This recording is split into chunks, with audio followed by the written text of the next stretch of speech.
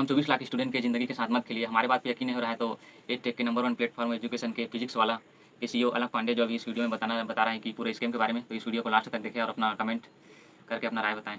719 number है। इन सबसे शक तो पैदा होता ही है ना कि आप एक बार में क्यों नहीं क्लैरिफाई कर लो। फिर उसके बाद बच्चों ने पूछा कि इन 6 बच्चों के एक सेंटर से ही 720 क्यों आए हैं। जब वो प्रेशर बना तो फिर उसके बाद एक अगला हड़बड़ी का एक क्लैरिफिकेशन आता है कि हमने लगभग 1563 बच्चों को ग्रेस नंबर दिया है। कितना दिया है नहीं पता, इतना दे दिया है कि वो बच्चे शायद 720 तक भी पहुंच गए। कहां से पहुंचे हैं? 500 नंबर से, 100 नंबर से या 0 नंबर से? कितना ग्रेस दे दिया है इसका कोई हिसाब नहीं। फिर उन्होंने बोला हमने 4 स्टेट के कुछ सेंटरों पर ग्रेस नंबर दिया है क्योंकि 4 स्टेट के कुछ सेंटरों के बच्चों ने कोर्ट में जाकर अपील किया था। मतलब फिर एनटीए ये मानता है कि बच्चा हमेशा कोर्ट में जाकर अपील करे, हमारा समय का नुकसान हुआ है, तभी हम ग्रेस नंबर कंसिडर करेंगे। क्या ये बात ब्रोशर में लिखी थी? एक गांव का बच्चा है, टीयर 3 सिटी का बच्चा, उसको ये सब पता होगा? वो फॉर्म भरता है, साल भर मेहनत करता है पेपर देने के लिए, उसे क्या पता है सारी पॉलिटिक्स की हमें कोर्ट में जाना होगा कंप्लेन करने के लिए। अब महाराष्ट्र का आप मीडिया उठा के देख लीजिए, न्यूज़ आर्टिकल उठा के देख लीजिए, वहां भी पेपर डिले हुआ है। सवाई माधोपुर में राजस्थान में वहां पेपर डिले हुआ है, तो फिर वहां ग्रेस नंबर क्यों नहीं मिला, यहाँ ग्रेस नंबर क्यों मिला? इस तरह के तमाम सवाल उठते हैं। जब उनसे पूछा कि आपने कैसे डिसाइड किया तो उन्होंने कहा हमने सीसीटीवी कैमरे के फुटेज से देख लिया कहां पेपर डिले हुआ है। 4750 सेंटर हैं, बहुत से सेंटर ग्रामीण एरिया में भी होंगे। ये लॉजिस्टिकली पॉसिबल ही नहीं कि हर कमरे के अंदर जो सीसीटीवी लगा वो फंक्शनल हो, पर उन कमरे का जरूर फंक्शनल था जहां पे इन्होंने ग्रेस नंबर दिए। ये सारी चीजें सवाल तो पैदा करती हैं यहाँ पे कि क्या चल रहा है।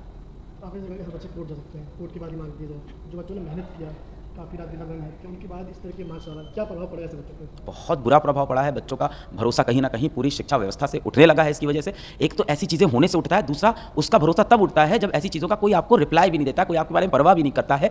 आप तो फिर भी चलिए अच्छा काम कर रहे हैं, ये न्यूज़ आप कवर कर रहे हैं, उसके बाद भी पूरे इंडिया में न्यूज़ दिखाई जाती है कि किसने किसका पैर छू लिया, कौन मंच में गिर गया। देश के सबसे बहुकीमती जो प्रोफेशन है डॉक्टर बनना, उन डॉक्टरों ने जिन्होंने हमें कोविड से बचाया, वो डॉक्टर बनने की जो चयन प्रक्रिया है उसके अंदर इतना बड़ा गैप हो जाता है और देश में किसी को कोई खबर नहीं है, इस बारे में कोई आके रिप्लाई भी नहीं दे रहा है। अभी तक भी एजुकेशन मिनिस्टर ने एक प्रेस कॉन्फ्रेंस करके नहीं बताया है कि ये गैप है, हम इस पे ये एक्शन ले रहे हैं। अगर वो आके बोलते तो बच्चों को भरोसा तो होता कि हाँ कि हम ये एक्शन ले रहे हैं, यहाँ पे गैप्स था, हम इसको भरेंगे और हम इतनी निष्पक्ष जांच करेंगे। अभी एनटी की तरफ से थोड़ा बहुत ये क्लैरिफिकेशन आया कि हमें कमेटी बनाएंगे और कमेटी बना के इन 1563 बच्चे हमें दिखाइए तो आपकी कहाँ से हैं, किन सेंटर से हैं, किस बेसिस पर सेलेक्ट किया, कितना ग्रेस नंबर दिया।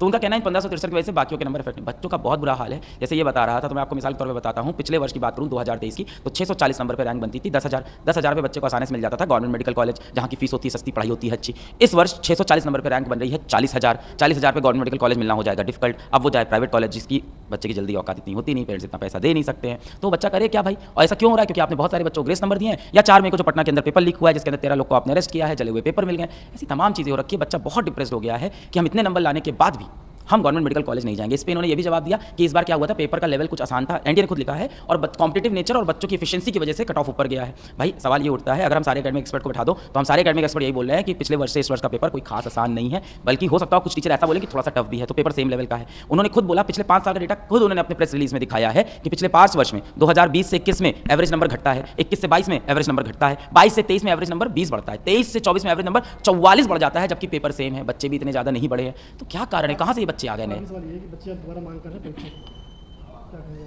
मैं इसमें क्या बोलूँगा? इसमें तो मतलब आपके पास देश का बेस्ट टैलेंट है, सारे आईएएस हैं, सारे ब्यूरोक्रेट्स हैं, इतनी बेस्ट कमेटी आप बना सकते हो। मुझे तो लग रहा है कि एनटीए हर चीज़ में ये इंतजार कर रहा है कि सुप्रीम कोर्ट क्या डायरेक्शन देगा। कल मैं यही कह रहा था, फिर सुप्रीम कोर्ट ही नीट का पेपर करा ले, मानिए सुप्रीम कोर्ट ही करा ले, फिर एनटीए की आवश्यकता ही क्या रहेगी इस प्रोसेस में? अगर हर चीज़ के लिए हमें कोर्ट जाना पड़े तो हमें लगता है कि एक बेहतरीन फैसला है, कमेटी बनी और वहाँ से डिसीजन हो।